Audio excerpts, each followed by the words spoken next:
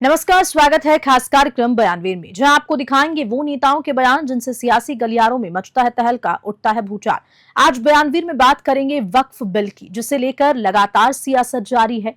हालांकि लोकसभा और राज्यसभा में ये बिल पारित हो चुका है। आपको बता दें कि आज बयानवीर में आपको मुख्यमंत्री योगी आदित्यनाथ का वो बयान सुनाएंगे जो अपने संबोधन में उन्होंने कहा।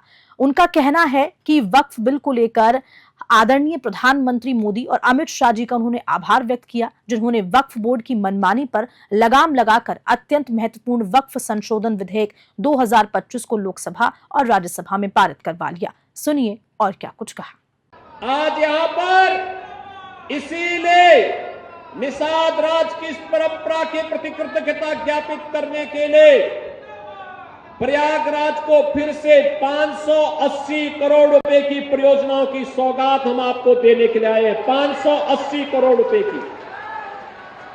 हमारा प्रयागराज अब सामान्य रूप से इलाहाबाद नहीं रहा, अब ये प्रयागराज हो गया है। प्रयाग का मतलब मिलन स्थल और प्रयागराज का मतलब महामिलन स्थल।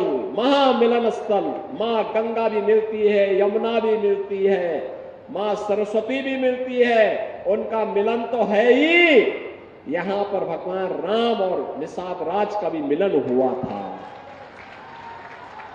ये है मिलन स्थल, ये है प्रयागराज, ये है प्रयागराज। जो लोग प्रयागराज की पहचान को छुपाते थे, वे नहीं चाहते थे, वे नहीं चाहते थे इस पौराणिक सिटी को एक पहचान मिले। वे नहीं चाहते थे कि निषाद राज और भगवान राम के इस मिलन स्थल को एक पहचान मिले, क्योंकि उनके लिए अपना वोट बैंक महत्वपूर्ण था।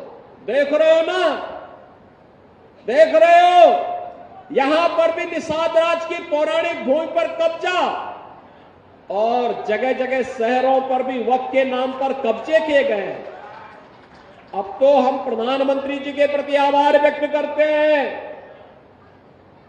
देखा ना, वक्फ बोर्ड ने कैसा मनमानापन उस समय बयान दे रहे थे। जब हम कुंभ का आयोजन करने जा रहे थे, उस समय वो बयान दे रहे थे कि प्रयागराज में कुंभ की भूमि भी वक्फ की भूमि है। अबे हमने कहा ये बोर्ड क्या भूमाफिया बोर्ड हो गया क्या? भूमाफिया प्रदेश में नहीं चल सकते। माफियाओं को तो हम पहले ही विदा करा चुके हैं प्रदेश से। अब उत्तर प्रदेश में माफियागिरी नहीं चलेगी। महाकुंभ भव्य और दिव्य होगा। और बहनों और भाइयों, और भव्य और दिव्य कुंभ हुआ है।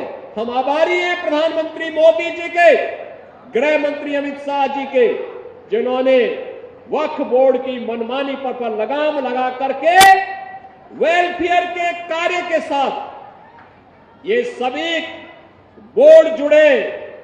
इसके लिए वक्फ बोर्ड से संबंधित एक अत्यंत महत्वपूर्ण अधिनियम को संसद में, लोकसभा में पारित किया है। आज राज्यसभा में भी पारित होगा। बहनों और भाइयों, देश के प्रति निष्ठा होनी चाहिए। अपने आप ही नियंता तो नियत साफ है, तो नियंता मार्ग प्रशस्त कर देता है, अपने आप रास्ता बनाता है। और रास्ता क्यों नहीं बनेगा? अवश्य बनेगा। आखिर ये प्रयागराज हमारा पवित्र धाम था।